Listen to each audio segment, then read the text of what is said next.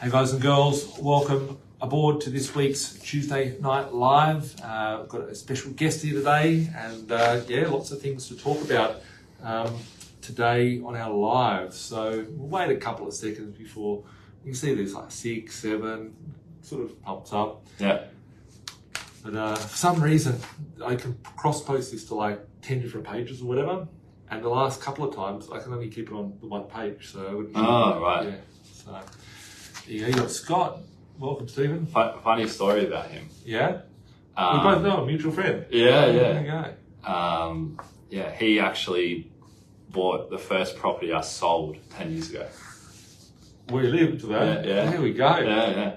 There we go. Yeah. That was just down the road or something. Yeah. There we go. Close by. There we go. Yeah. That's how you bonded. Yeah. There we go. Small world.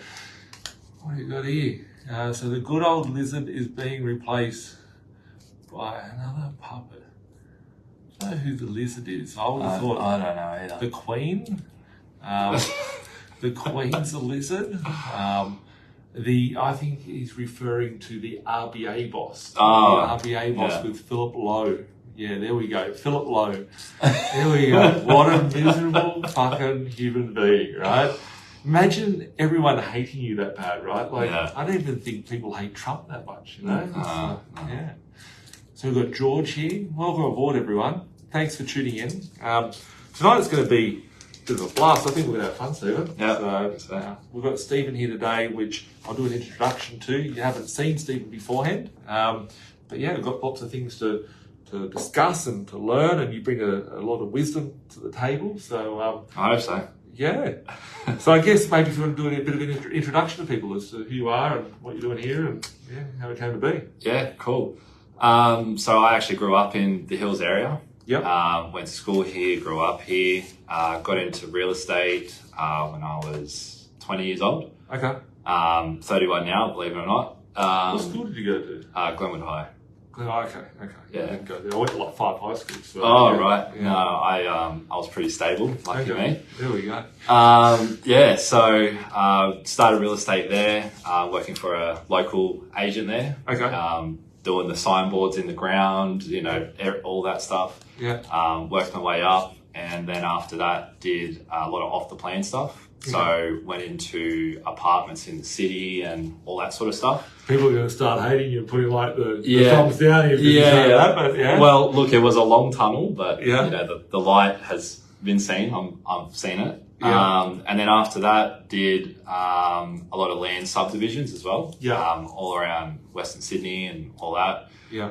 And after doing that for a while, I actually became a client.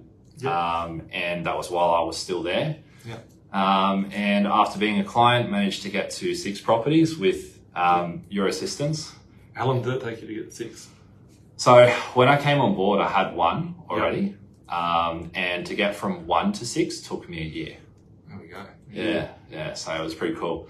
Kind of feels like that, like, it's kind of weird. Like, it's like, you know that Wolf of Wall Street scene, he goes, you show me and I'll like quit my job, right? Yeah. Here you are, you've been in property. I was got a question to ask you about why you got into real estate when you first did, but I'll ask you that in a second. Yeah. But then now you're in a position where you've got a strategy that's got you from 1 to 6. 6 properties, less than 20,000 people own that. You got there in a year. Yeah. It just clicked. Yeah. What made you get into real estate to start with? So I used to be a manager at Macca's before that. And I really enjoyed my time there, learning a lot of stuff. Yeah. And after, working long hours, overnight, working in sweat and oil and crap. Yeah. I was just like, man, I'm not on enough money for this. Yeah. And I heard real estate agents made money and I wanted to be rich, and that was why. Okay. And then you thought that it would, what was the reality of like being a real estate agent? What is your thoughts of it now? Like when you look back at all your, and we're not shaming real estate agents stuff, Yeah. but like it's a fucking tough gig, I know that everyone wants to hang shit on a real estate agent. Yeah. What was your experience of being a real estate agent? Like from people that might be sitting and going, fuck, like, how does a real estate office work? Is it like what people think? Is it tough? Is it? Look, it's very, very tough. Yeah. But it can be very rewarding. So, Yeah. if you do put in the yards and you listen and you have good people around you, you can benefit from it a lot. Yeah. But one of the most interesting things that I found after doing it for a while is not too many of them invest in their own product. Like a lot of them don't have property. Yeah. Which I saw that. I've seen that over the years. People think, oh, real estate agents, you must be smart. It's like, you're a doctor, you must be healthy. It's like, well, actually, no, right? Cool. And, sorry, I digress. I took you off from what you were saying. So then I became a client of B.Invested and got to 6 properties. And then after, kind of seeing how that all worked and the results and everything, I remember I called you to speak about a acreage site. Yeah. And then before the end of the conversation, I said, by the way, how does it work? Then I remember sending you an email and just being like, stuff it, man, I want to do it. Yeah. And so that's how I ended up here. Yeah. There we are. Yeah. There we are. What a ride it's been. Yeah. It's pretty crazy. Yeah. My question I've got here, like my team put the question down to ask you, this is, what is the biggest decision you've made this year or going to make? That's a pretty big one. It was a lot because, I actually was at a good company and I was learning a lot and, I was very comfortable. Yeah. So it was a was good profile out there. Like all your people that in real estate love you. So I just want to do this. So, invested a lot of time and energy into it, but this is what I wanted to do. I've been very passionate about economics and property and all that sort of stuff, and been following what you've been talking about for a while. And the more I research it and listen, it's just like, fuck, this makes sense. You know. So that was definitely the biggest change for me this year, for sure. I was so excited when I asked you beforehand, how's it all going? Yeah. And you're like, fuck, this is better than what I thought. So it's like what I thought, but it's better. So you got someone there saying, go Stephen. So you got Kevin here. So that's one of my good mates, Kevin. Okay, good stuff. Good stuff. Hi, Kevin. That's cool. Yeah. And do you have any other big goals for this year? Man, I have a lot of property goals that I want to do. I was actually just writing these out with my girlfriend last night, so hey babe. So I haven't actually finalized it yet because my focus this year was to get here. Yeah. And now just smash it as much as I can here. Yeah. My goals has all been work related. Yeah. Because I know the properties will come. Yeah. That's really how it is. Yeah, awesome. Yeah. Awesome. I think you bring a lot to the people that you look after and the clients you look after. You got Lisa there. You'll see Lisa around. She's saying good on you. So high five. Thanks, Lisa. Lisa's awesome. We've got the end of financial year party for our investors coming up. I think is it next Friday. It's on the 21st. I think it is. I just get told to go places. Yeah. And it's on the 21st. We're at the end of financial year, so you'll be there, and the team will be there. So it'll be good to catch up with the community. So you see what's happening out there in the real estate world. You've got lots of connections in the real estate world. What is your thoughts on the market now? What is your take on the market, and what are you seeing out there? Yeah. So definitely in terms of off the plan and building, being in it for so long, that's where I've seen the biggest change. Yeah. The market is not really willing to wait for a build that might not even happen. There's a lot of people struggling. I got 4 articles sent to me today, right? I'm not laughing because of these things. It's sad because people like, there's some bad builders out there, right? Really bad ones, and there's some good ones, right? And someone said to me like, sucks. I think about that person in their business, but they're dropping like flies. Like literally four today, just 4 builders today, new ones, gone bust. And it's like, you'd be lucky to build your house. Yeah. In the current market, so. Yeah. So, it's really tough for everyone involved, the buyers, the businesses, all that. Yeah. But in terms of the established market, I saw that was still going quite well. Yeah. But with these fixed rate, they're going to come off soon. Yeah. I saw a lot of people talking about it already. Listings are increasing. Yeah. I think it'll be very interesting to see how that goes over the next few months. Yeah. Yeah. Well, I've got some articles here. Everyone always loves. I don't know, you always watch the Facebook Live? Yeah. I've got the articles here. People like when I throw them around. So let's get it. I only got 4 articles today, but I forgot to give some to Carolyn when she did this. One of the articles, I'll just talk about just the back of the cuff. which is the RBA interest rate decision last week. And I was thinking of making a video on that, but I was like, I don't even care about the interest rates anymore. They've completely and utterly fucked the market. So whatever they do doesn't matter. They can put it up another 1%, right? It's just going to, whatever they do, they've gone way too far with this. And I want them to do it. The harder they do it, the more they're going to have to come off the back of that. And we talk about that quite often. Yeah. But there's a chart that I always share with you guys. Unfortunately, Facebook Live's been playing up a lot. So being able to record to all the channels, be decentralizing of finance, PIA, all that, can't get it all up. And my laptop doesn't work with it, just stuffs up. So I've been using my phone. So I can't grab my phone and show you guys the chart I'm referring to. But the 30-day interbank cash rate futures chart that I show up quite often with the predictions of the future, that actually froze on the 30th of June, right? Yeah. And it has not been updated for 2 weeks now, right? It's like, what happened to it? I don't know what happened to that. It's like, why they're hiding that data, right? Is it by deliberate? Is it by a glitch in the system? But that has never happened. I've watched that. Like, you know, I've refreshed eBay trying to buy stuff. I've looked at messages from chicks on Tinder back in the day, right? And it's like, I've never refreshed anything as much as I do with that page, right? And I would have thought that I'd have, it's gone digital now, not a PDF version. Really? Okay, thanks, Scott. Send that over to us. Send that over to us if you can. Just send me a text on that one. That would be great. But it just froze all of a sudden. So even that though is interesting, right? That it's gone digital.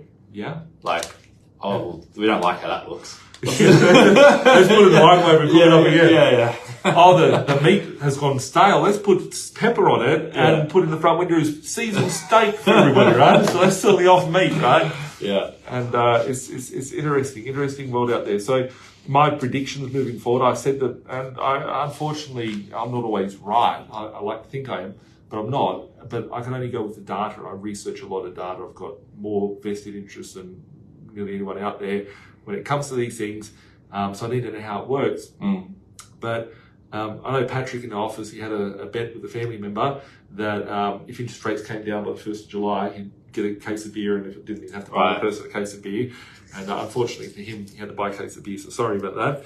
But I really believe that we would see it. And, you know, it's better to be a day too early than a minute too late when it comes to, you know, making a decision on something. But most people are fearful. Like, in the start of 2020, everyone was fearful that the market's going to crash and all these things. We're now in 2023, and we've had interest rates go up 4,000%. They're at 10 basis points. Now they're going up to 410. That's 40 times higher than what it was. And it's just an interesting world that we live in. That it's just interesting. So wherever it goes to, whether it's this month, next month, the month after, I've got some interesting things to go through, which are very much in line with what I've been predicting. So we'll just jump into them. Yeah.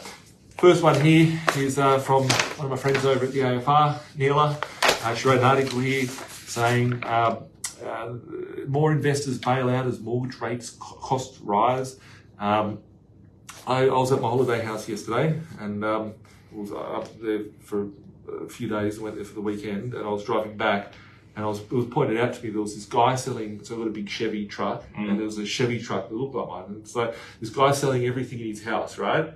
So the car, the caravan, the house, right? Yeah. And it's like when the markets get tough, like this guy's literally, I can tell he's in trouble because he's like selling every fucking thing. Like, why would you sell this thing for, right? Yeah.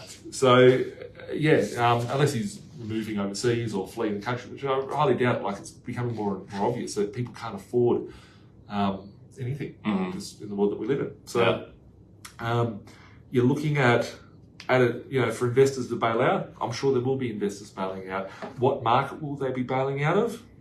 Let's go and deep dive into it. But we were talking beforehand, I just flicked through some of these before we went live, that you said that looking at, what were you saying about it?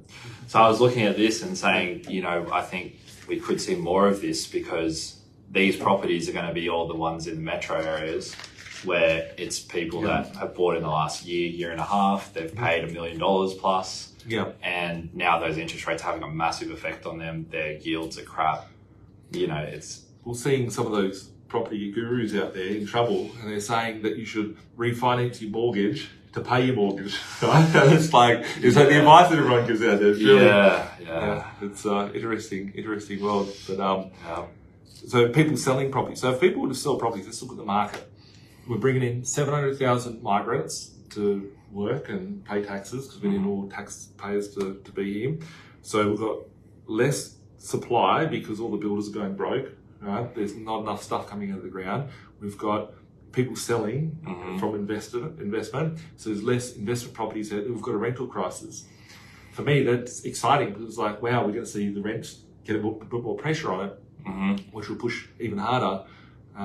Whichever button gets pulled, that's why I keep laughing about this Philip Lowe bloke, is that whichever lever gets pulled, someone's going to die, right? It's all going to be in his control, whichever way. Do it go here? Do it go there? Yeah.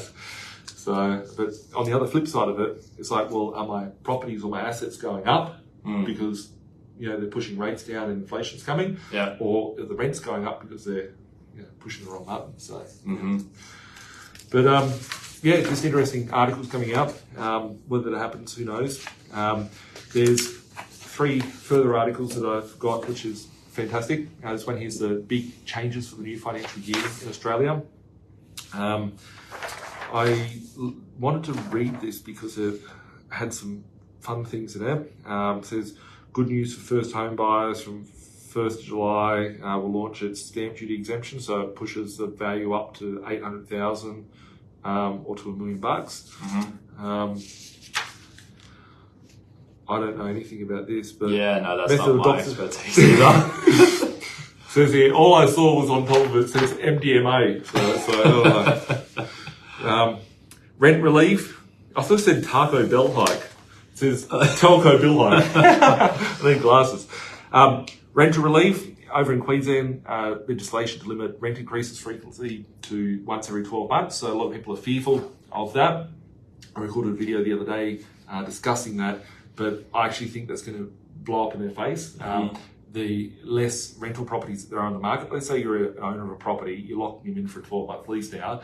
That means that there's less stock coming into the marketplace, and the owners, when they do get out of that lease, are going to be pushing it even harder. And because there's less stock, they can push it harder even more. I think it's going to put more pressure. Just as much as interest rates going up has caused more inflation, I think the same is going to affect now, which is interesting. Yeah. Migration changes, key number of changes will kick in from July 1st. Temporary skilled migration income threshold is increased to 70,000. There'll also be a permanent residency pathway for short-term. Education shake-up. There was something really, this one here, this thing here is the biggest Ponzi scheme. I have not heard a single person talk about this, right? Super update. From the 1st of July 2023, the rate of super paid by employers to employees will increase again, with all employers required to pay all employees entitled to super 11% of their salary, right? Firstly, that's got to come from somewhere, right? So imagine the businesses that only scraped by that 1%, and now they're losing it, right? So they're going to have to put more pressure on to push things up, more inflation out there. The people that are working aren't getting access to that. It'd be better if it was having to go to the household. Yeah. But the question is why would they make that change? Or what change does it have at any point? What that change has is, I'm just going to make up some numbers, right? Let's say we've got 25 million people in the country. Let's say we've got 10 million people working. I'm just making up some bullshit numbers here, right? 10 million people working. And let's say those people earn, I don't know, 100 grand average, right? Some will earn 200 grand, some will earn 50 grand. It'll spread out, let's say 100 grand a year. That's like trillions of dollars a year. That 1% adds in billions of dollars a year, right? But where does that money go, right? Where does the money go when it goes to your super fund? Because no one knows where the fuck their money goes to. They've got hundreds of thousands of dollars in super, they don't know, right? Yeah. Where it's going to is in buying shares. Where it's going into is buying bonds, right? What bonds are in there? Oh, your government bonds, right? So the government is pushing for the bill where every business has to pay an extra 1% in the super fund. And that's 1% compounded every year. Now, what that's doing is creating further liquidity for a stock market crash to gobble up shares, lower prices. It's creating liquidity into the businesses for bonds and much needed money going through. It's creating government bonds so they can go and borrow from those super funds. So it's literally, they've printed their own ticket to safety, right, on the backs of businesses out there which are already struggling. Yeah. And no one's ever talked about it. I never heard anyone talk about that. I forgot the marketing team watch this, cut that little bit out and make it a little short because that's a really cool video idea. I wanted to do a video on it, but I just haven't had a chance to. That's why I had this. Now, here's the other one. Electricity pain, which is the next article. I'll leave that one off, but I'll just read the brief of it. Energy retailers confirmed that electricity prices will increase by 20 and 25% in July the 1st. The change will impact about 600,000 customers in South Australia, Queensland and New South Wales.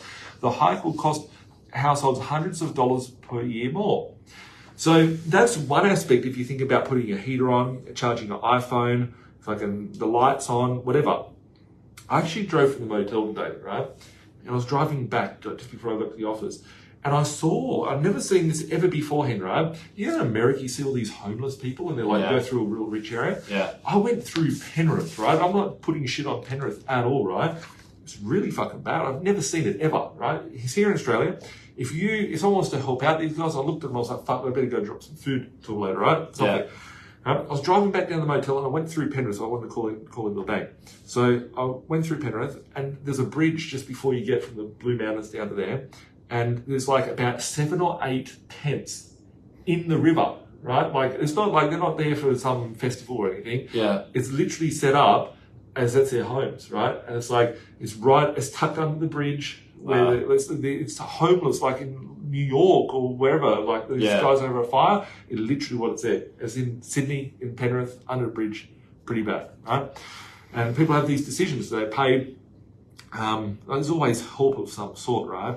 There's always help that you can help out, but it's just what are the problems that people are facing on a day-to-day basis, right? Do they go to the shops? And I know how, I'm blessed that I don't have, struggles that a lot of people have, but I go to the shops and I see the cost of you picking up things. Yeah. And I look at people and there's people there would be sitting there going, do I get the nappies or do I get the formula, right? Yeah. Do I get, do I pay the rent or do I pay the electricity? Do I get food or do I get clothes for the kids? And they're decisions that people are having at the moment. So it's mathematically impossible for it to stay where it is. And when you see that there's 25% increase in electricity, like they're saying that's going to cost their household $600 more, right? That's directly, it's going to cost them more. But what about the food that you get, right? What about this plastic bottle that we took the label off before we went live, right? Because this is like having labels on things. The plastic bottle here from the pet bottle, right? Pete Repeat, his name's on his feet. Do you remember that? No. There was an ad in the 1990s, it's got that pet, right? Yeah. And they called him, it was Pete Repeat. Pete Repeat, my name's on my feet. Yeah, his name on his feet, right? For me, I think. Yeah, I think that's right. Just for years. But the company that makes the plastic bottles, what do they need? Their biggest expense would be electricity, right? Yeah. Essentially, the power to build this got up, right? And then the cost of putting the water in here, right? The cost of carbonating the sparkling water, the cost of the power of the truck or the cool room or the whatever, every part of that supply chain. So when that adds on those costs of a 25%, these bottles will go up another 25%. Everything's going to rise at 25%. So they're only, just giving you like the real surface level of this, right? Without going deep down. And this is the early stages of hyperinflation. They cannot drop interest rates. They drop interest rates. People's interest rates, they would prefer to have a higher interest rate because they can afford to eat, right? Yeah. The other side of this, they won't be. Yeah. And the other thing they do is if they don't reduce the price, they reduce the portion. Right, so you get the same money but for less. I feel like the box of them have become smaller. I put one in my boot the other day, and they're all gone within a day, right? Yeah. And it's like, I think like a 12 pack now. It used to be like 24, so it's just crazy.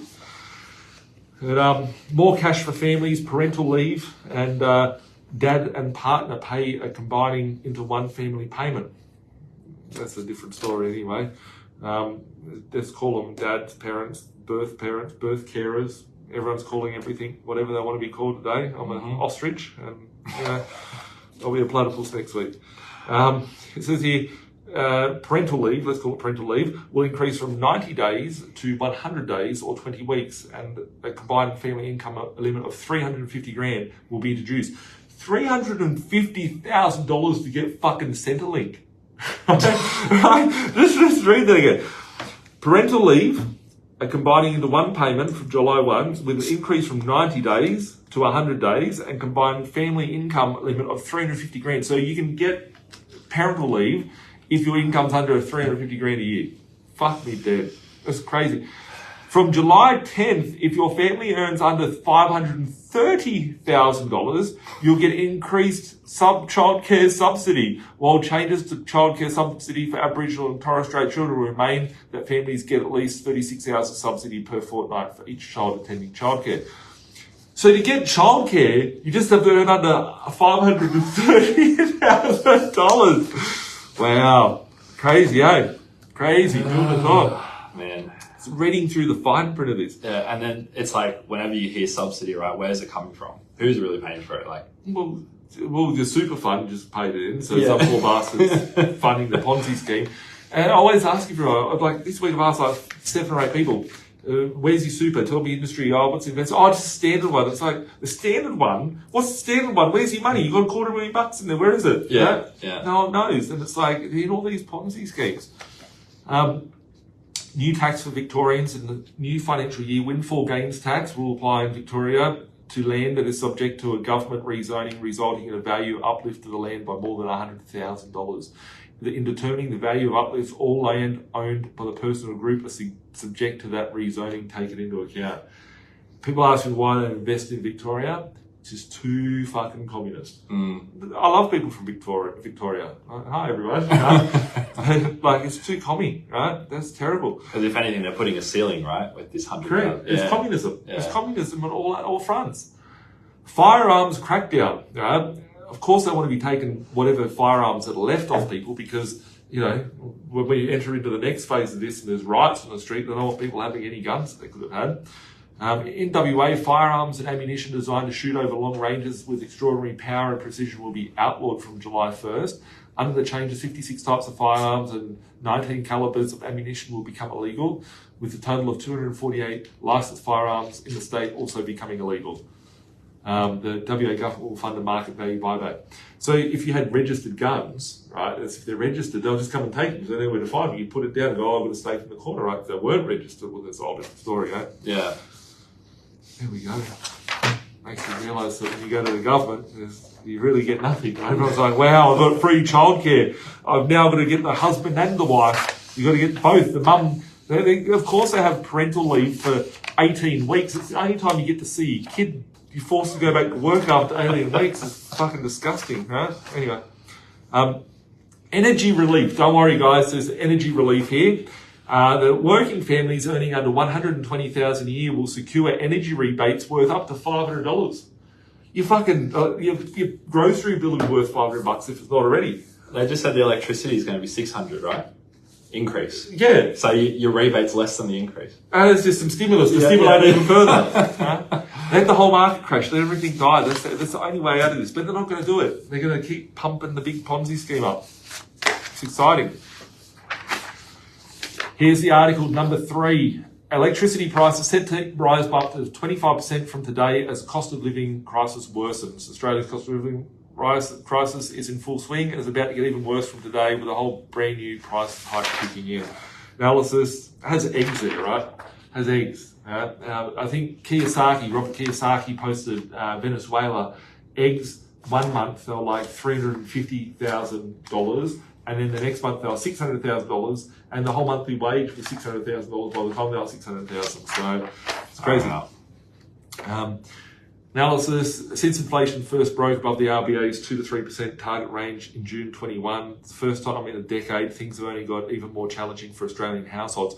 So the question I ask is, why do they allow the extra 2 to 3% anyway? Why should the CPI, if the CPI was 1%, they'd be like, oh, that's too low, right? Yeah. That's just theft of your money anyway, right? It's like, they want it has to be 3%. It's like, why? Because you're scalping everyone. If we printed money and built Ponzi schemes, we'd be all going to jail. But these Ponzi schemes are just popping up. There's newer and newer ones. Mm-hmm. It's amazing. Wish I, if I could have a business of my own, it would be the government. Yeah. You're allowed to have the guns. You're allowed to have the power. You're allowed to print the money. Yeah. You're allowed to have the drugs. You're allowed to do whatever. That's what they all have. You're allowed to control and censor everybody and all that. Crazy. At first, the inflation issue was not seen to be that serious, with the RBA joining the global chorus, claiming that it was only transitory, and that a period of contractionary monetary policy would not be required to return inflation target. I also remembered that it would only be 2 weeks to flatten the curve as well, right? And that, Ukraine, China, Gaddafi, Saddam, they're all little things and, blips in the radar. And here we are. Unfortunately, the RBA was wrong. Well, I'd like an apology from the bloke because he gave the worst financial advice that ruined so many families, so many households ever seen. The 24 interest rate thing, right? Yeah. Yeah. We'll not see a rate hike until 2024. Yeah. You'd go, okay, well, I believe this guy about it, and next minute he's put them up. We'll have interest rates before 2024. Mm-hmm. Maybe they'll be back where they were, and that's what he meant. Yeah, probably. I don't know. So, what are we going to hear from the 1st of July, blah, blah. I don't think I need to even explain. It's all these charts and stuff, but it's like, it's really just everyone's going to be in a lot of pain. Everyone's in a lot of pain. Have control of your own food, get access to your own water, get access to your own land, get access to your own fruit and vegetable and plant some trees, plant some veggies, get some chickens, whatever you can do. It might sound weird now, but you saw people fighting over toilet paper, right? And just having access to it, like people will not have access. So having access to quality food, people don't have access to it. They've got access to shit. I go to the local shops, myself included, because I need to go and work out and lose some weight. But I look at it and I'm like, what do you call that shape of a body type there, right? And it's like, it must be all the seed oils. It must be like our health, we're being fed this bad. People go, oh, the food is shrinkflation. No, they've replaced bloody meat with poisons and colorings, and everybody should look at, just do yourself a favour. Once we finish, if you're watching your phone, take a walk to your pantry, walk to your kitchen, pull something out of your cupboard, flip it over and look at a canola oil, a seed oil, or some sort of oil in it, right? They're cancer-causing, very, very bad things, and they've injected into all the food. It's a bad thing. Now, on a lightful note, this is the last article. This is my funnest one of the week, right? This one here was from, one of the mainstream media. It's out on every media channel. I saw it before it broke. I saw the video before it broke and some articles about it. It says the bank is no longer holding cash. Aussie immediately closes her account after teller refuses to let her withdraw her money. A bank customer was left stunned when the teller told her that they did not have any cash within the branch to meet her withdrawal request, prompting her to close her account on the spot. Taryn Compton had gone to her bank to withdraw $3,500 to pay for renovations, but she did not have her ATM card ready. I thought, that's fine, I'll just go to the teller, she said in a video posted on social media. The teller proceeds to tell me that they don't have any cash in the bank anymore and that you can only get it out through the ATM. But she said, don't worry, I'll set you up a card so you can just tap it in place of your card. However, when Mrs. Compton tried her temporary card at the ATM, it repeatedly flashed up an error message. She said, the teller said, I'm really sorry, there is nothing we can do. That's the girl there. And it says, I was like, what do you mean? I need to get my money out of my bank account. She was like, I'm really sorry, we do not have any cash here. I fucking said this for ages. Before it happened, people wrote that, Birchie, you're off your head, it's never going to happen. It's 2017, 2018. There's a folder in YouTube, and it's called Raw and Uncut. It's not a porno, it's actually a video series that I had on webinars, right? It was 10 hours of webinars where I talked about all these things unfolding. And there's a mentoring program that... Try and give that to everybody. All our investors, they should have a copy of it, the mentoring program, because it's literally what happened today. The last 3 years, without a guy eating a bat and the world being locked down and forced to do things they didn't want to do. Yeah. Everything else, I said financially would happen, down to the point where they'd close the banks, give you no money, and they'd say, good luck. Because if the money's in the system, it's never yours, and you can't take it out. They can't have a bank run. There's bank runs occurring. There's no money. There is no money. Lucky for me, I'm with another bank, so I transfer every single penny out of that account, closed the account while I was there, and went and got my money out of the other bank. But just got me thinking about our banking system and where we're at, and how the hell can you go to a bank and not access your money? Compton's post attracted plenty of agreement from more than 34,000 people who have viewed it. They are trying to go digital. Everyone will start withdrawing cash so they can make the change. One person wrote, I definitely have. Got it what I still could. The world's gone crazy.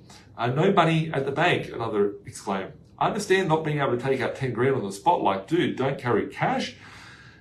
This is the thing, right? So you go to the bank and ask for 2 grand, 5 grand, whatever the case may be. they ask you, what do you want it for? Oh, I want my fucking money. Yeah. Like, what are they expecting you to go, oh yeah, I really want to buy, I want strippers, I want this. Like, come on, like, I want to pay a tradie, this chick's saying, right? I want to buy fucking food. I need to mortgage my house to get a loaf of bread, right?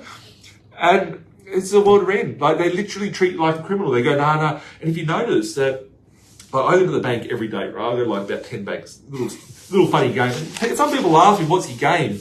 And I tell them what my game is, right, with the bank, right? And I've shared it with you guys. Yeah. But, like, if you're interested, just ask me what the game is. But you haven't asked me. So if you ask me, I'll tell you, and then we can get in the game. Because it's actually draining the banks quicker than we'll ever be.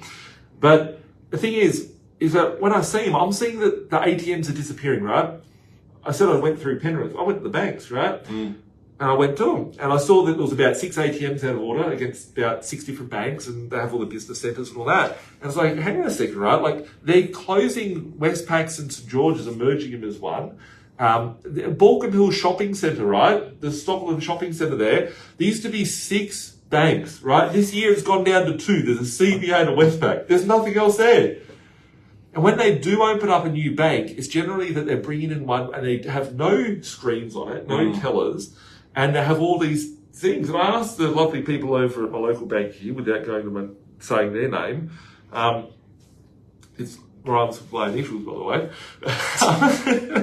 But I asked them, like, tell me why is it so open? Like, don't you feel unsafe that someone can come in and go, like, with a gun or something and shoot you? They're like, no, we don't carry any cash, right? This is like 2 years ago, because they moved the one from a couple of doors up. Like, we've designed it so it's like a cafe. It's got like trees, fake trees and shit in it. And like, we have it here, so it's a digital centre. So we help people onboarding that don't know the things, the capabilities of what the bank can do. And they go, we teach people here how to enter themselves online. I'm like, this is fucked. Like, these are the dots. In 2016, this happened. 2016, I was called crazy, and I still sound crazy, but I'm just more funny, right? The world's a lot more crazy than me now. It's the gap's closing. Oh, the gap's closing. Like, I look pretty normal now. In March, the ANZ, which Mrs. Compton strongly hinted ran her cashless branch, announced some of its outlets in Australia, in Victoria would longer dispense cash. We'll help him. No longer. I thought it might be like dyslexic here, but no longer. Yeah, we'll add the words in for their typos. The bank did not disclose which branches would be affected and insists only a small number would be involved. Well, it's a test pool before they roll it out further and see if people... Well, we saw the last article, they're removing the guns from the people because in Lebanon... Right, the guys in Lebanon wouldn't put up with this shit. They literally go to the bank and rob the bank for their own money. Yeah. But here in Australia, it's like, oh, it's okay. No worries. We'll go home. I'll take my, problems home with me. And I could get in a real lot of trouble with explaining how silly the world's turning. But anyway, the number of bank branches in Australia has fallen by 30% in the past 5 years. I reckon it's fallen another 20% this year, in the last 12 months. The ATMs have decreased even more, with figures showing that they have fallen from a high of $14,000 in 2017. Remember, I said 2016, right? Just a moment ago. Yeah. Because I saw that's when they did the digital Medicare card. That's when they did all these digital identities, all these digital things that they were putting out there. It was back in 2016. The digital land titles, the digital everything. So 2017, we had 14,000 ATMs, and now we have around 6,000 as of last year. So it says here that the banks have closed by 30%, but if you've put 14,000 over 6,000, that's about 60% that we've lost. Yeah. Insane. And I've noticed that like ANZ don't even have ATMs anymore. They took the ATMs away, unless it's in a bank, and they changed it to Armaguard X, ATM X, which is Armaguard. Armaguard took over all the ANZ ones. So it's just a very interesting world that we're living here, where you can't have access to cash. And it's funny, like the story as to why it goes into. So the Reserve Bank estimated just 13% of transactions in late 22 were in cash, a halve in just 3 years since the start of the pandemic. Right? You don't want to get sick from holding the cash, right? You could get sick, right? Not that you could have had some bloody junkie, doing drugs off it once or anything like that. But now, because we've got a sickness, people getting the flu, there's no one using it. Or is it the fact that people were locked in their fucking houses for 3 years and they weren't allowed out? Anyway, That's the news this week, guys. That's the news this week. That's it. Any comments on this? No, I think it's just more of, what you've been saying for a long time. The signs are there. If you have the knowledge, you know how to prepare for it. If you don't, then you need to come talk to us. A lot of people are oblivious to it, though. A lot of people are oblivious to it. So, shouting at the screen. Need some water. Cool. So today, our discussion is going to be around why you shouldn't pay a premium when building a property portfolio, things that you can do to protect it. We had a little chat, we were catching up like 10 minutes before we went live. We were talking about, you mentioned to me about what you're seeing out there is the people that can't afford the properties. You said something about the change that you're seeing in your real estate when you're in real estate. Last week, we lost 30 properties, right? In a period of like 4 days, 5 days, where literally just before we went live, I had to reply to that guy and he's just been told he's lost his property. He's like, I need my deposit back. I was like, text her, like, we'll be right. People are coming in with signed contracts, paid 10% deposits, going unconditional on properties, and there's people coming in and paying more money, right? And to lose that amount of deals, that feels like 2011 to me. That feels like the start of the last boom. It feels like maybe around 2021 when the hype was up. But there's a lot of activity out there, and why are people, like we're seeing here, like people are talking about the articles of people are selling off their investments. Why would people be selling their investments off? Because they had no strategy, or? I think that they might have had a strategy, but it was the wrong one. Yeah. We're losing all these deals, I feel like, because either one, people are waking up to, a similar sort of thinking. Yeah. Or they're being forced into our price points without even realizing what's going on. And they're just saying, well, I need to buy this. Rents are going crazy. Yeah. And the other thing I think too is that people are thinking about inflation and stuff as well. Yeah. Eventually, it's probably going to get to a point where they're going to say, okay, I just want to be in property. Yeah. Even if it's here or there or whatever. Yeah. That's my thoughts on it. If we actually pulled a data and litmus paper test of the market, like out of our investors that we have, I'd say half the investors don't own a house to live in. They've started off by buying an investment property, and then eventually they go to get a principal place after they've built the property portfolio up. But, and sometimes it's a lot harder for people to catch on because it's normally too late that people catch on. But it is what it is. But it's what's happening out there. So I guess, like you touched on beforehand, about some of the things that you've sold. Like what sort of property prices did you used to sell? Just random question. This was one of the biggest reasons why, to keep doing what I was doing after being a client and seeing this, it was very difficult. Yeah. I won't say areas too much and stuff, but in the Northwest, I was selling land, 300 square meters for 800,000. I'm lucky I put my bottle of water down. I thought I spat it out, right? And so, doing that and then seeing what I'm doing on outside of work. Yeah. It's just like, geez, like I wish that I could have showed those people another option, which obviously at the time you couldn't. Yeah, but now I can. Yeah. So it kind of shakes your confidence when, the rates keep going up, and as a buyer as well, I think they were kind of looking at it like, these prices are going to come down. Yeah. And they really didn't. No. Like they kind of stayed the same. And when you're looking at building, you're buying land, it's like, geez, like I've got to spend 800 on the land, settle on this. Then I've got to build for a year and a half. The builder's hitting me up for variations. It's pray a lot and hope the builder stays solvent. Yeah. So, like that's sort of the price points. And then the established stuff, if you want to go, okay, well, let's get rid of the building risk. Yeah. The established stuff you're looking at entry level is 1.2, 1.3. Yeah. And so if someone was on 1.2 million purchase, they put down a 200 grand deposit. Yeah. They would get in with $1 million loan. That's assuming they've come up with 200 grand anyway. Yeah. They have $1 million loan. They'll be paying a 3% interest rate. Yeah. They'll be like 30 grand a year, $600 a week. We can afford that. Yeah. Great. While we've got a new house, let's go put a new BMW out the front or something we can hook on a mortgage. Great, let's put a cool car there, we deserve it. Mm-hmm. And then the next minute, interest rates have gone up on their $1 million from 3% to 7%. 40 grand extra they have to pay. Yeah. Fucking driving Uber on the way home ain't going to pay the bills. Oh. And no second job's going to do that. And that's, a large percentage. It's like 20%, 30% of the population, which is going to be in a big pickle right now. Yeah. And so, those people are probably going to be looking at selling soon if they don't have buffers and stuff in place. Yeah. So yeah, it'll be interesting. It's a tough situation, but if you do actually pivot early and you do the right thing, I'm sure that there's people that we can help. Well, there's people that we've helped that have got maybe have equity of 200 grand, right? Yeah. In their property. And we can go, and this isn't giving people financial advice, it's just strategies and stuff that we do. But 200 grand in equity in the property, we can pull that out, go buy 4 properties, say 200 grand a piece, get yourself into some more debt, great, but good debt because you're getting cash flow.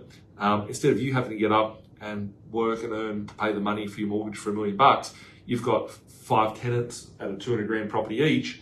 You could pull out equity, go buy yourself 4 or 5 properties that rent for $300, $400 a week, get yourself $1,500, $2 grand a year, $2 grand a week extra income, 100 grand a year extra income, and that positive cash flow from the new properties will help pay for your property that you've got already. But yeah, and I guess that kind of goes to you hear about all the billionaires and stuff talk about you need multiple streams of income. Yeah, and we're applying that to our philosophy in terms of investing. Yeah, you go 1 for $1 million, 5 for 200. Yeah, it's easy math. Exactly. Yeah, you go and earn the money. You go and sell the property. Yeah. Which I've never had anyone call me up saying they're happy they sold the property 10 years ago today.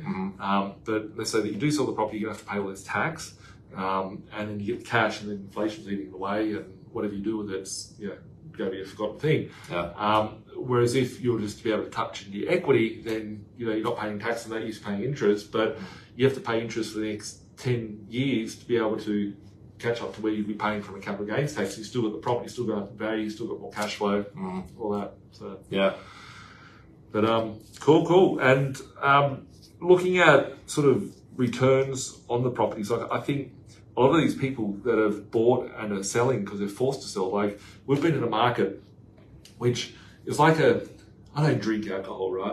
I used to when I was young. I used to drink copious amounts of alcohol years ago, and I don't drink, and I don't smoke. I used to smoke. I love smoking. That's a little thing people may not know. I used to love smoking cigarettes, but I don't smoke for 5 years, and I don't drink at all. I'm very, very healthy. Just drink sparkling water. Or have advice. But when you go down to the club and everyone's having a party, 3 o'clock, the lights come on, all these things. We've had a market the last 3 years, 10 years, 15 years where there's been a big party. People haven't thought too much about the actions, the consequences, and all those things. Yeah. And now there's a hangover that's happening, right? There's so many people that haven't thought about their consequences of their actions, right? How many people would you have seen just in the walks of your life, throughout the industry and whatnot, which would have been the only way to make money is you buy a house, a block of land, build a house. The land goes up in value, right? The building goes down in value. It's hang on a second, you don't know about inflation, right? You've been told that land goes up, but you haven't looked at data about it and the fundamentals, the macro level. I think there's a lot of people out there that haven't planned. I've always said that we've built recession-proof property portfolios. You got your friend that was watching beforehand. I know him for 15 years or so. Yeah. And I know if we look back 15 years ago, the strategy, doesn't matter if you're in a market today or the GFC or whatever, it's nothing sexy, nothing flash, right? But it's very fundamental, and it's having that business plan, it's having that game plan around what's my acquisitions going to look like, what's my consolidation going to look like, what's my cash flow strategy going to look like. And I don't think that many people focus on that. Would you have experienced that? Yeah, for sure. With even when I was selling what I was selling, the people who were investing coming in, they were thinking all about growth. Yeah. It was just all about growth. Cash flow was not a consideration. No one came in and said to me, I'm buying because the yield's great. It wasn't a thought. Yeah. Because those drinks were flowing. Yeah, right? yeah. It was was it happy hour at the pub, right? Yeah. It's cheap credit, keep giving it to me. It reminds me of Warren Buffett saying about the shore coming in. What does he say? It's You see them swimming naked. When the shore comes in, you see people swimming naked. Yeah. So I think that time's probably coming. Yeah. Well, we're here. Yeah. We see it like literally. Like I joke about and I don't joke about it. It's sad for lots of people because I've seen people get caught up in it. I know some of these builders and whatnot. But four fucking builders gone broke today on news, right? There's new ones that we hadn't heard of before that have gone bust. That's just builders. What about clothing companies? What about the silent businesses that have like closed up? What about that shopping centre across the road, right, where we are, right? Walk around the lake, go to the shopping centre, near offices, Norwest Shopping Centre. Go in there, have a look, right? Every month you go in there, it doesn't matter if it's a big shop, doesn't matter. I swear there's a takeaway shop, a major chain, right? It's got like Portuguese chicken in it, right? Right. Yeah. I saw you eating there the other day, right? Yeah. That I reckon has changed. I could tell from like the nationality of the people that are in there. It's changed like a few times, right? And I remember once looking there, I was like, wow, these guys look like corporate guys in there, right? I put it you and I. Corporate guys running this chicken shop, right? I'm like, this looks like a franchise. The head franchise has taken over, right? I'm seeing that the boards are going up more and more and the shops aren't renting out. How many major franchises are having to be taken back from the head franchise? Like, I remember there's estates, there was an estate up at Magenta going back, I think it was a Mirvac estate years ago, and when people were going broke, they weren't allowed to sell their property, so they were being bought back by the developer, so it retained the sale price. Yeah. And it's like, it just makes it appear better. And if you look at like these businesses, how many businesses are so fucking destroyed and they're just like walking back, handing the keys back that we're not seeing? And it's a very, it's not good, it's not bad, it just is what it is. Yeah. But I think that's where the opportunity is. Because like, imagine finding a shopping centre cheap, imagine finding something that, one thing I've noticed, if someone wants to talk about a market that's crashing, there is a market that's crashing and it's very illiquid stock. It's very illiquid stock that's crashing. There's lots of people that have had Globo sites, large trophy investments. I've seen more trophy investments going on real commercial this year than I have seen ever before. Big stuff that's very hard to move. And that could just be because their debt has been attached to something else and they have to sell it to release liquidity or whatever capital. But the very fundamentals, I always think in a bad market, you've got people that can't afford, so you want to go to that end where it's very affordable. And you've been here for a little bit now, and you've seen the properties that we've got for you. What you see the deals every day when I'm sending it out to the investors. What are your thoughts when you look at it? Like, man, I wish I had more money. Seriously, that's what it is, And then when we get the occasional person who declines something, it breaks my heart even more. I'm just like, far out. You have the opportunity and you're saying no. Yeah. But and it's handed to what a platter. Yeah. So those are the first thoughts. But the next thought is, man, there's a lot of like time and energy that goes into this stuff, because when you see where the properties are located and like all the information that we provide to the clients, like this wasn't just picked out of anywhere. There's a lot of reasons why. So, and like, I think out of buyers agents out there, like, we're buyers. Some people might just watch this and be like, I know fucking Nathan's crazy, but what's his main business? He just says, I like watching the macro stuff, right?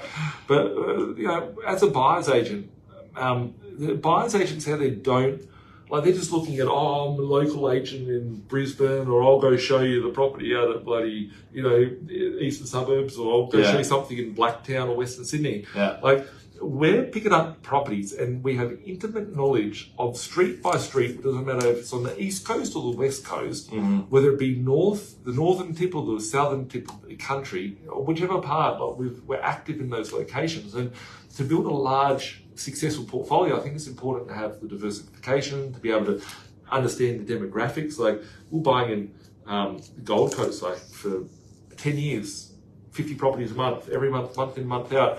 I think you and the team sent me on Friday like a list of people, like I think it was like 10 people, 15 people, that I was like, I haven't spoken to that person for a little while, right? I was like, I sent them some deals. And I was looking at their portfolios and I was like, shit, I bought you something 3 years ago. I bought you something 4 years ago. I bought you something 6 years ago for 180 grand and now it's worth 600 grand, right? Like you got 400 grand in equity. We're not going to the Gold Coast because it's the hottest market. We're going other locations because that's where the risk is at. There's some pockets in Sydney we can get 10% yields and, you were sending me some deals the other week, and you're like, "Fuck, this one here's got 100k. This one's got 50k." And jumping in, you're like, "Oh, "This is great."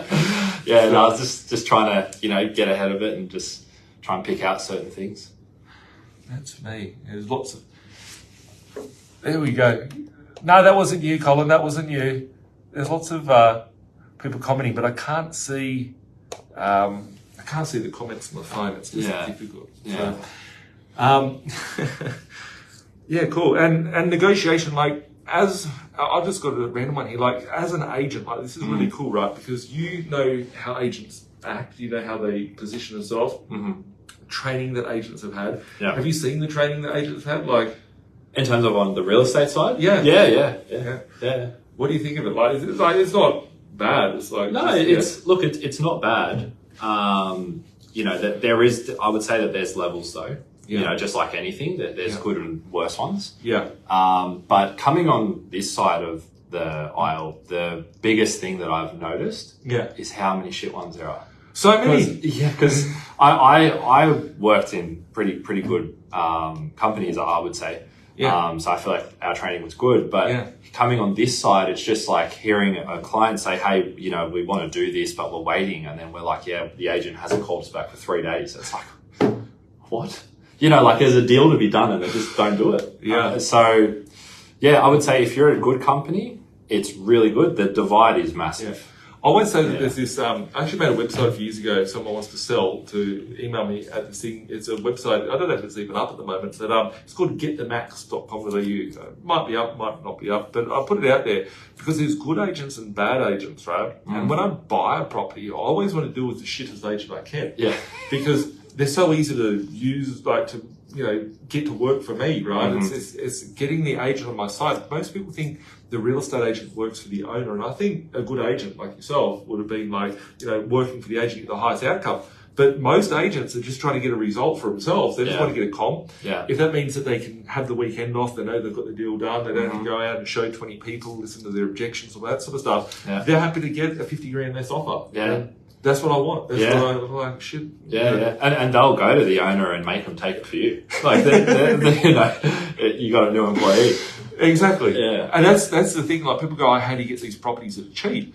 And I'm like, I've been working with these agents for like 10 years, 15 years, a lot of them. Some of them actually hate me too, which upsets me, but that's okay. Because then what I do is I'd say I do 100% of the deals that we do for our investors. I locate them. And if I can't do the deal myself, I'll send them over to someone else. There's a couple of people in my office that I'll push the deal and make them go. Because then it's like a different angle, right? If the agent doesn't like me, they'll like someone else. And it's like, okay, well, they'll just deal with that person. And I actually had one this week, which the bulk dealer did, the bulk dealer 10, the 144 and the... So that deal, the agent, he was just being a bit of an idiot, like a bit of a dick, I'll use that word.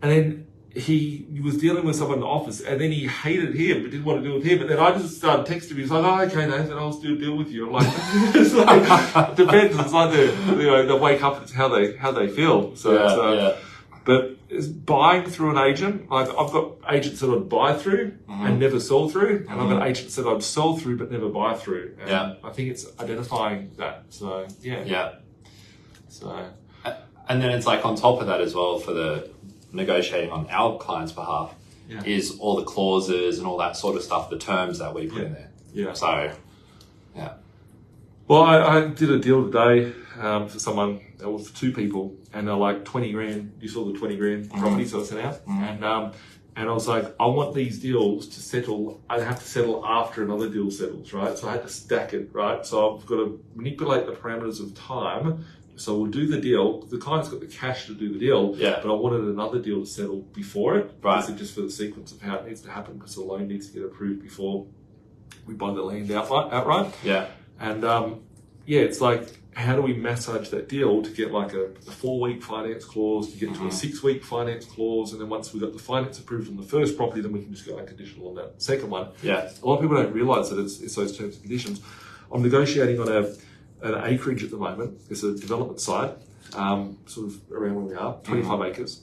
Trying to get it for 2.5 mil, which is very cheap. Yeah. Right? Very cheap. Yeah. Extremely cheap. And I can chop it into 5-acre blocks, and that'll be 500 grand a pop. And I could buy this thing, I could hold it for all these years, 2.5 mil, 5% interest rate, let's say 5%. That's 125 grand a year. Might bring in $600, $1,000, $1,200. It's going to be negative 50 grand, 100 grand, whatever. I'm pushing this agent. I'll say, I'll take your price, I'll take this, I'll give you the deposit, I'll release the deposit, I'll pay your agency fee, and I'm trying to get it for 3-year settlement, right? Yeah. So I'm just like, in 3 years, I'll get some other sucker to buy, I'll go and put it back on the market, sell it for 5 mil. Yeah. They don't have to touch it, right? Yeah, yeah. But it's like cheaper than paying the mortgage repayments. It's cheaper than paying all these extra things. So how can you stack up the deal? One of our really good clients the other day just texted me, and I bought him like, I don't know, maybe 15, 20 properties. And he just negotiated his principal place of residence. So I was thinking about it. It came just from listening to something I said on a webinar or Facebook Live or something like this. And I said, you should just try and, if you're a tenant, just try and negotiate, use the media, all this bad stuff against, like, try and get the house you live in and say, look, I'll rent it from you, I'll buy it from you, tell me your price, I'll pay it to you today, but I want to settle it in 3 or 4 years. This guy's done it, he's locked in a deal, but the other side that's selling it, they think they've ripped you off or whatever, but they don't have any concept of how the economy works. They don't know what inflation's like. They don't understand these things. So however the terms of the deal have to stack up, make a deal happen. Yeah. But, I guess negotiation though, like dealing with the agents, is there any tips that you'd have that people could, like they come I think, so I guess when you've been doing sales of any sort of scope for a while, you kind of pick it up, the person you're dealing with is the most important thing. Like you got to find out what's important to that person. So with certain agents, it's going to be they want their comp. Yeah. Right. With other agents, it's like, I want to be the best, so I need the numbers for the sales, or whatever it is. So in this particular setting, my face on the back of the bus. If it's ego or whatever. So just finding out what their button is and just giving it to them. Yeah, cool. Yeah. And I think in negotiations, probably my biggest thing is mirroring the other side as well, because if you, like, it's not about people when they negotiate, it's all about the ego. We'll tell them I'll only give them this amount of money, right? And it's like, it doesn't fucking matter. How many times do you have to say it doesn't matter, right? Like, it's me and you, like, you got to buddy up with the person you're negotiating with to try and, work with them. So I've always found, instead of saying, oh, it's this or that next thing, I always love the thing about being a buyer's agent is that I can say, oh, my investor, they've got a finance issue. They really want to do the deal. Everything's good. This is good. That's good. Everything's lined up. No problems. It's just the only last little thing is the price. Like, we're only like another 10 apart. Like, what can we do? Yeah. We've already got a fucking signed contract. We're ready to do the deal, but we want to try and push the extra 5 off or whatever we can get. But if you say, no, we're only going to pay this, it's becoming a me against you. Whereas if you're collaborating with them, you're working with them. But trying to find the common enemy. And in a world where we've got bad news and bad stuff out there, it's much easier to have a kind of common enemy by the media, the RBA, the bank, the loans, the finance. I love to do the deal, but I can't get the loan. Yeah. I've done so many vendor finance deals over the years for myself, where I don't have to pay the deposit. I don't have to put it down and wait 5 years. I'll pay the money back. And it's like, you idiot. My last principal place of residence, I bought for 2.2 million, offered at 1.8, and I said, this is literally how it went down. And it's like literally the property is next door to, is 10 acres. Yeah. Next door to a big developer, like a massive developer. You know the one, this one here, I'll draw it here. Yeah. Right next door to it, right? Right. I bought it for, I said to him $1.8 million, and I was happy to pay 2.2, but I wanted him to say, I'll give it to you for 2.2. And I just said, look, it's only worth 1.8. You want your 2.2. I'll pay you your 2.2, but I'll pay you 1.8 now, and I'll pay you 400 in 3 years' time. And I'm like, oh, okay, right? I bought this thing just before the boom, right? And I dragged it for 12 months to get it across the line. And that thing now, like, I could sell it for $1 million an acre. There's like 10 mil. Yeah. Straight up, like, just real conservative. Yeah. But that person, I didn't have to get a deposit to get into it because the person didn't understand the parameters. And I just said, well, look, let's split it. You want your money, I'll give you your money, but I need my terms, which I was going to go to anyway. Yeah. But I wanted them to be my bank. Yeah. You know, everyone's going to the bank, ask for money. Don't worry about asking the bank's money. Go and structure the deal a different way. Yeah. There we go. Colin, mate, you, my friend, are doing really cool. That's he's got 3 properties, I think, in a month. That's tremendous. Yeah, so awesome. It's a big change. So that's great. And I guess like one of the other things is mitigating the risk. Like we're in a world where, you know, everyone's looking at risk, but are they really looking at risk in the right areas? You know, how can you minimise risk? Yeah. What sort of things do you think? Well, in terms of what we do, that would be, you know, for years I saw you talk about your 3 points, right? Yeah. Below market value. Yeah. Like everyone knows them, right? Yeah. But the 2 that were added over the last 3 years, I feel like that's exactly what that is. Yeah. You know, and I'll give you guys the 2 in case you don't know, is buying below replacement cost, so that if you purchase something to rebuild, it's going to cost you more than you pay for it. And the 5th one is recession proof. So, you know, we're playing in areas where it's very affordable in all environments and scenarios. So you do that. You don't have those building concerns or anything like that. Yeah. You are going to benefit from inflation because your debt's fixed. Yeah. You're going to get an advantage if something happens to the property. Like it, you know, you're minimizing risk as much as you can, you know. So I had a property recently, right? I got a phone call from licensee in let's call it just in a location. One of my offices, the licensee. We've got like lots of staff. We've got like, just for example, in Queensland alone, we've got like 50 staff that manage properties up there. And I got a call from one of the licensees saying that a tenant had left the property. Right? The tenant pissed off and left the doors open. Right? Tenant pissed off, left the doors open, and then cats came in. And then pissed all over the property, right? Like, I kid you not, right? And pissed. And I haven't seen it because I'm not near it. I'm going to go see it in about the end of the month. I'm going to go for a big ass drive. And the cat's pissed on it, and now the house has to be knocked down. I'm going to get like 400 grand worth of, you know, settlement funds for it because the house is a total loss. And I'm like, fucking, where do you get cats from? Yeah. No, I'm joking, guys. I'm joking. In case you're sure I'm missing. It's having processes in place. Like your worst case, when I have a worst case, the worst case is actually pretty cool. And it's how can you protect yourself on all fronts, I guess. So, yeah. And you know, there's so many people here, you know, selling their investments and stuff like that, or reading articles about people going broke, people can't afford. Reality is I have not seen any mortgage stress on $200,000 price range. Yeah. Like 200 grand price range, gone up by 3%, $6,000 a year, $120 a week. Yeah, it's hurting people, whatever.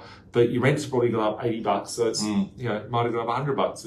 It's a good thing. And even if there is people feeling pain, the pain threshold takes way longer to get there. Correct. Right? Because if you're in a bigger debt and those interest rates hit up, you feel it very quickly. But the benefit is that all of the people that would refer to that would buy like $1 million, $2 million, $1.5 million property, they're the ones that are going to get hurt, right?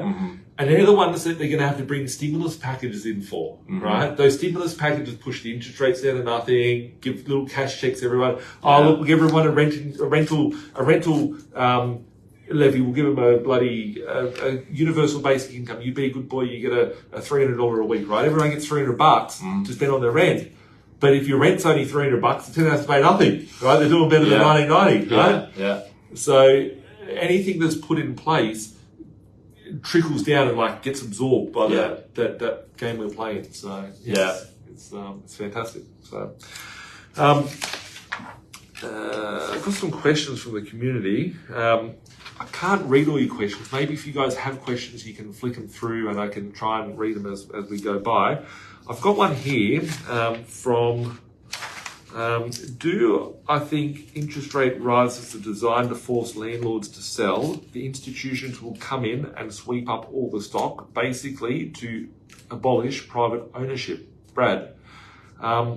So it could do. It could do. It could be the interest rates.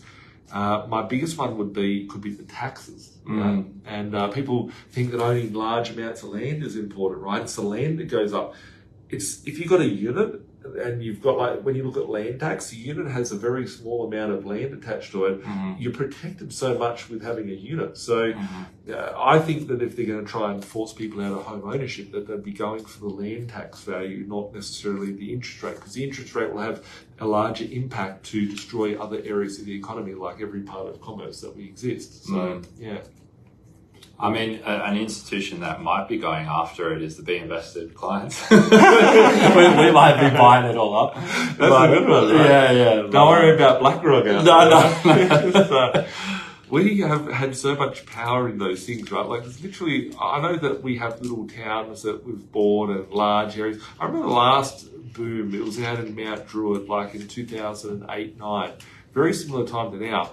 I literally took like hundreds of properties that I bought for people out in Western Sydney, and we just pushed the rents up. And then that became, I hate to use the word, the new normal, right? Yeah. No. But it became the base point for that, right? And literally being able to move those markets. So we will get to that point, and I make no quabbles about it. Like, we see how the big guys play their games. We see how the moves that get made out there in the system, and I talk about these central banks, and I say to everybody they're a bunch of dogs, right? I tell everyone about how bad the system is. It doesn't mean I hate them. I'm actually envious, because I'm like, I wish I could have the government. If I could own the government, it would be amazing, right? So it's just how do you play that game of monopoly? And I think strength comes in numbers, and we've decentralized that by having people with their own ownership, and collectively we can come together and do cool stuff, which is really cool. So, yeah. I'll try and read a couple of these questions. So we've got here, Nathan, what is your thoughts on the banks lowering their buffer rates? A very good question. We didn't actually have one of those articles here today, so maybe we can cover that off in a specific video. So if someone from my team is watching this to make a video about specifically this question, that would be cool. But recently, I believe that the banks have lowered their lending entry points, right? And I spoke about this about 6 months ago, that they would do this, and this is the greatest opportunity for an investor. So basically, when you go to the bank and you apply for a loan, depending on the bank, they'll say like you've got a 3% extra sort of percent of servicing. So if the interest rate's at 6%, they'll value it at 9%. And that's knocking a lot of people out of servicing. So the banks are now going, I don't know the specifics of it. I need to catch up so fresh. But it's like you're only being 1.5% over. And I literally don't know. I'm just making it up, guys. So just before anyone grills me on it. But then lowering the barrier to entry, which is like things called HEM, which is household expenditure measure. That thing should be going up, right? Because household costs have gone up so much in the last year, but they're manipulating those things to get more people to being able to afford. They're trying to play with their parameters to be able to keep the market alive. And pretty much if the market dies, like everyone goes broke and all these sorts of things, the banks become irrelevant. They go bankrupt because and we're seeing them go bankrupt globally, because their asset is your loan. It is your value of your asset and all those sorts of things. So what I think from it and take from it is that it's just a natural progression of the market they're in, because it's just, they need to do it to keep themselves alive and all that sort of stuff. The bank only makes money by renting out money. They need to keep renting that money to keep themselves profitable and keep all their investors and shareholders happy. But there will become a point in time, and that's when the interest rates drop. Let's say that interest rates have gone up at 25 basis points, 50 basis points, whatever. When they come down, they'll come down like 1% this month, 1% next month, 1% next month, and the banks will not be able to adjust quick enough. And it's in that short window where banks go bang, bang, bang, and it's a perfect storm. Rents have gone up, rates have come down, servicing's lower. They will tighten that back up when it becomes, free for all. Mm-hmm. But in that little instance, you need to be getting yourself prepared. You need to be thinking about it and going, great, when is that run for the door to be able to get all my equity out, restructure all my debt before the door closes again? Yeah. And I think that's probably the biggest opportunity for people in the next 6 months is understanding that. And like, I'm here, Stephen's here, the team is here to help guide you on that front. But you need to be proactive on it. So the instant that you see a rate cut happen, you know that they're going to come down more than just one rate cut. It's important that you reach out to us and just be like, hey, what should I do with finance and all that sort of stuff, and get your debt strategy in place. So I think it's great. It's going to help out a lot of investors. You may not see the impact of it straight away because interest rates have hurt a lot of people from going up from their servicing. But yeah. I think it's only for now refinancing. I get why you squint whenever I used to watch you do this. Sam, hey Nathan, do you think rates will go low again within the next 2 years and shortly after the hyperinflation will be? The interest rates, when I'm reading this is a tiny little phone and a tiny little text on a tiny little screen, smaller than a text message that I have to zoom in on. Hyperinflation will occur. Like we're seeing massive inflation, we've got interest rates going up now. Hyperinflation will occur when they drop those rates. Like we've got a massive fire that's out of control, which is inflation.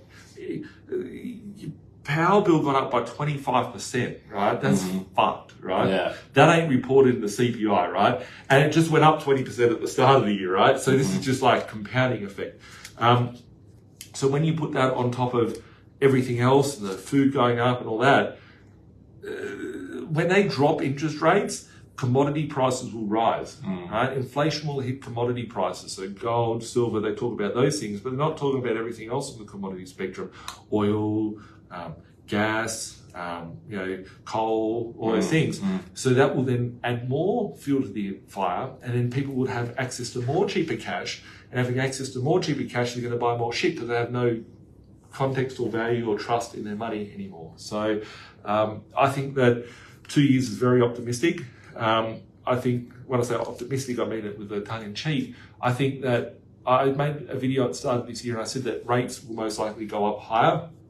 I always said interest rates can't go up more than 50 basis points, so 0.5%. Anything higher than that will blow up, which is what we're seeing the wheels fall off the cart at the moment.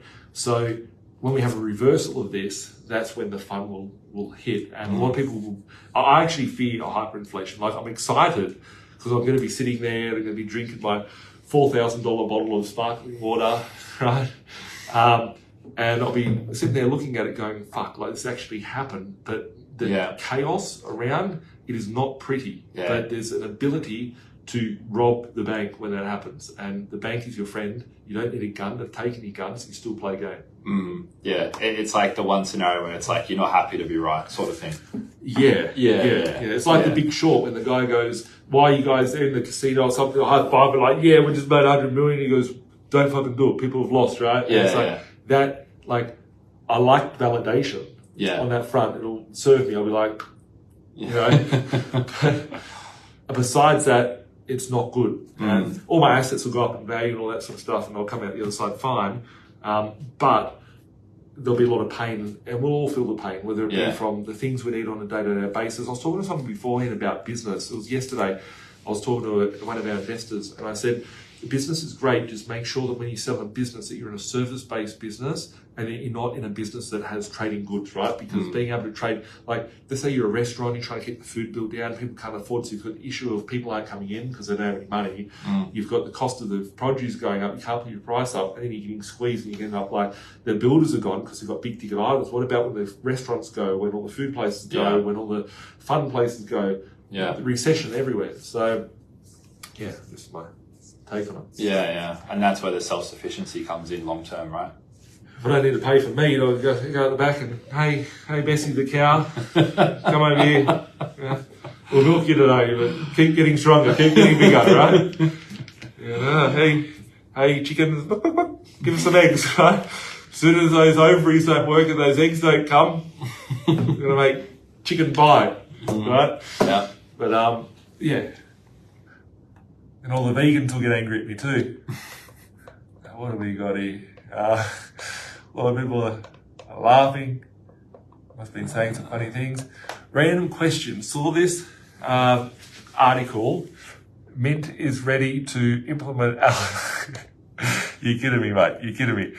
So we're going there, right? We're going there. We can't go there. We can't. I didn't even read it all. I don't know what you're going to say. The question is that there's an article out there circulating saying the Mint.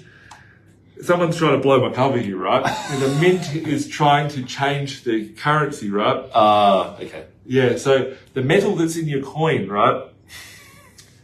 Been investing in a market which doesn't even exist yet, right? This is how early I am to the table. So go on to eBay, you'll find that a penny, right, sells for $1, right? A 1 cent piece sells for $1, whatever. And the reason being is that the copper has a value. Copper's worth like 13, 15 grand a ton, whatever it bounces around to be at. And now it's becoming more expensive to build a coin. So there's 3 coins that have a value. One is a 5 cent piece, one is a 10 cent piece, one is a 20 cent piece. And no one has them. You go to a bank, they've got $100 of them. They've got nothing, right? You've got to get armor guard trucks to deliver these fuckers, right? But you can't melt them down, so you go to jail for that. But, that's today anyway. But the coin, like you want to go fucking stack cash under your pillow, right? Someone will come in and take it, right? If someone comes in your house and takes 5 grand of coins, like the shocks will be gone on their car, right? So there's a scenario around that. The coin cost for a 5 cent piece is about 5.1 cents to mint that coin, right? Yeah. So the commodity price inside of that, right? So when people think I'm playing like, property or this, I'm playing fucking chess in different paradigms, right? Yeah. There's a multi-universe out there. And I'm not sharing it because I'm gloating a little bit because it's a fucking market that hasn't existed yet. Because who wants your coins, right? This dime a dozen. But what about when there's no coins, right? And it's getting very fucking close to have no coins out there. There will be a market, and those things will go up a lot, right? Yeah. And it's just a way to keep your money out of the system. But it's very, very difficult, time consuming, all that sort of stuff as well. So, but there is articles out there. There's, if you look at America, it's a nickel, it's like a 5 cent piece. And it's happening. The banks, central banks around the world and the mints can't produce the money because it costs them more. They're at a loss for making money. Mm-hmm. That's how bad it is, right? It's crazy. But when you look at it, I was just going to say, it actually makes kind of sense why they'd want to go cashless and stuff, right?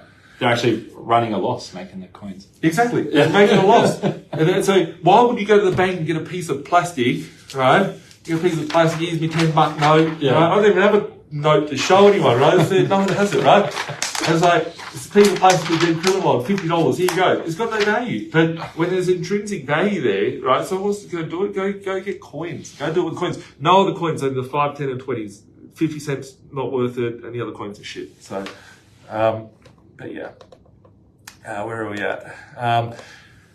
We've got Matt here. Do you think the BRICS announcement next month with the new backed gold currency will be the final death knell in the US? Good question, right? So I made some comments about things beforehand. They're blaming China, blaming Russia, blaming this, blaming that, blaming terrorists, blaming the next thing. They said that Gaddafi was bad, Saddam was bad. I'm not getting into controversial topics here, folks.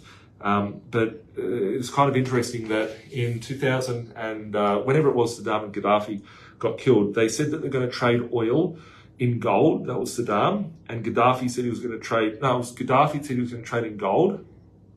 And Saddam said he was going to trade in euro, whichever one it was. They got killed within 6 months and their countries were raided and, they were terrorists, right? And then in 2016, China came out and they said that they're going to trade yuan with petrol or oil, and they made the petro yuan. And then within the week, it was like the 27th of March 2017, I think it was actually, when they started this digital shit. And they started all the trade wars. Trump's out, everyone's like, Trump's our man, whatever. It's all these trade wars. And after that, then we started seeing other people, they tried Kim Jong, little Kim, right? Little Kim out there, right? With these rockets and whatnot. But he was a military coup base. So there was a deal done after World War II that said that if China, it was something that was to do with China. If China had to go to war, then North Korea was their military base, basically. That's why they've got the military base there. It's got some connection there with China. So they tried to take out, that little Kim out there. And now, Russia and China have gotten together with the BRICS, and they're trying to make their own currency backed by gold. And suddenly we've got a war going on, and they can't take out China because there's too many population. Like there's too many Chinese there that the cost of life we'll just get more people. So now they've actually come out and tried to create their own currency, and they're calling it the BRICS currency, and it's backed by gold. What will happen at that point is a lot of people don't realize that all the loans, right, the US debt, so US is in like 31 trillion worth of debt and all these sorts of things. Gone up $1 trillion since they increased the debt ceiling. It just keeps in a month or something. Exactly, Crazy. Right? Exactly. The interest rate is like $1 trillion, $2 trillion a year it's going to. It's $2 trillion a year now. $2 trillion a year in interest that they're paying, right? So let's just keep the current debt without them increasing the ceiling. Who buys this debt, right? Because the debt is packaged up as a bond. China owns so much more of the US dollars than anything else, right? If China and Russia wanted to dump the US dollar, they just would bail it, and that would mean that the US dollar would implode. And that would cause a hyperinflation tomorrow because the US would have to buy up their own currency and end up like Japan, and it would probably end up in like a Venezuelan dollar currency. But then at that point, my thought would be around every currency is based off the US dollar conversion. So unless it does a pegging to that currency, it would get hyperinflated away as well, which would be stuff like the Aussie dollar and whatnot. So it's going to be very interesting. Very interesting. Never thought I'd be playing chess like this and talking about these random things, so the US debt clock has gone up by 400 billion in 2 weeks. It's really starting to rise exponentially now. Yeah. Because when they did it, they removed the limit for, I think it's for like 2 years or something. Yeah. It's infinite. Yeah. It's crazy. Yeah. Who would have thought, right? Like, here we are, right? It's crazy. But what a time to be alive. And the opportunities, like most people are, it's the thing that I think that, here's my takeaway for the day. People are scared right now, right? And they'll come back in a year's time and say, I wish I could do this, or let's like FOMO out and all that sort of shit. The market that we're presented with is an opportunity. There's opportunities in all markets. The world that we live in at the moment, if it wasn't for all this bad stuff going on, if it wasn't for interest rates rising, wouldn't have rent increasing, wouldn't have all these different things going on. I think so many people either leave all the risk off the table, like they're just making bets based on emotions or what things were or whatever the case may be, without having a sound strategy. So people don't have a strategy, they don't have the ability to make educated decisions. And secondly, people aren't looking long enough, right? They're not looking 12 months down the track, right? And I noticed Colin posted here, he made a comment saying he bought property. He goes, it sounds like me. I never mentioned anything about you today. So none of those things were, but I'm going to mention this one, right? Because the other day we were talking about rents, and he said something about, the rent on it. It was like a rent of like $350 on a $190 purchase of the property. And when I was talking about it, I was like, it may appear as negative if you've got equity out and all that sort of stuff, but you won't find anything better than that. The chance of that rent going up is very strong. The chance of interest rates coming down, very strong. Like the parameters have all been spread to the worst case scenarios. What will it look like in 6 months' time? What will it look like in 12 months' time? And I think so many people are working on a fearful mentality because the world's closing on from a financial space. And this has nothing to do with him. It's just, maybe I said, like, let's look at the big picture. Yeah. But I think there's so many people that are out there that have got their $1 million mortgage or whatever, which they're now fearful of. They're not looking at the bigger picture. Like 6 months ago, interest rates, like we weren't having these conversations. 12 months ago, interest rates are going to go up, right? Everyone's still getting drunk and the lights are still off, right? It's when the lights turn on, everyone's, stumbling around. And that's the world we're in today. But the sun will rise tomorrow. The world will keep spinning if you believe in a round earth. If you believe in it's flat, then, whatever the belief system is around that, right? But the reality is that these markets will stay. If everything imploded, let's say that the dollar crashed, let's say that all money went to zero. Let's say that interest rates went to 100%. Let's say that all of us went bankrupt. The reality of it is that all these things were here before we were born, right? Players have come, players have gone. You can't reproduce the fact that there's physical assets. All you can reproduce is the game that's being played on. It's all paper contracts. The whole system is made up of paper contracts. And once you understand that, none of it is real, right? None of it is real. The debt isn't real. The money's not real. They're just digits. They're, buttons that are being pushed. And when you can see that they're just going to keep pushing those buttons because there's no other way for this to survive, then you can see that it's only heading in one direction. So be diligent with your decisions and have a solid mind on that. Any points from you, sir? No, I agree. And that's part of the reason why I believe, you started this to put people into physical assets. Yeah. We're providing an asset where people have to find somewhere to live. Yeah. There's never going to be someone that says, no, I don't want it. Yeah, exactly. And especially in the world where we're migrating people so much. Yeah, that's it. Cool, awesome. Well, if someone wants to get in contact with Stephen, there is a link in the description, whether it's up, down, below, sideways, wherever it is that you're watching this. Stephen's got a busy week. He's got lots of discovery sessions and chatting with people with their portfolios. But if you do want to reach out and have a chat with us about, what are your options? What are the potentials for you to move forward in this current climate? How can you protect yourself moving forward? Get in contact with Stephen. There's the details wherever it is on the screen. There's a link. You can book into his diary and have a chat with him. And, it might be just a conversation about, what you can do to fix your interest rates up. Like, when I say fix your interest rates, I don't mean fixing them. I mean fixing the situation. You might be able to save a couple of percent. I had one of you guys come in my office the other week. Actually, no, it was on the phone. And I said, here's my top 3 things I do. One was to push your rents up. Got like an extra $1,000 a week coming in shortly as the rents go up.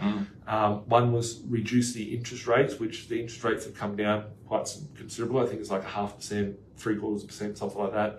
That's come down. There's all things that you can be doing. And it's just a matter of most people just let 6 months pass, let 3 months pass. And so many people are going to miss this opportunity, and they're going to be sitting there, I wish I could buy a property for this. I wish I could do this. Now a house in Mount Druitt's worth $2 million, and I wish I could have done it, right? And it's like, well, you bitched out when you could have. So I definitely think just on what you just said, the fact that we do have a team, like there's all those different angles that we're looking to help people in. Yeah. Because ultimately, we obviously want to help people grow their portfolios, and sometimes they think something is a hurdle and it's not. Yeah. So having the property management, the legal, all those different components really helps.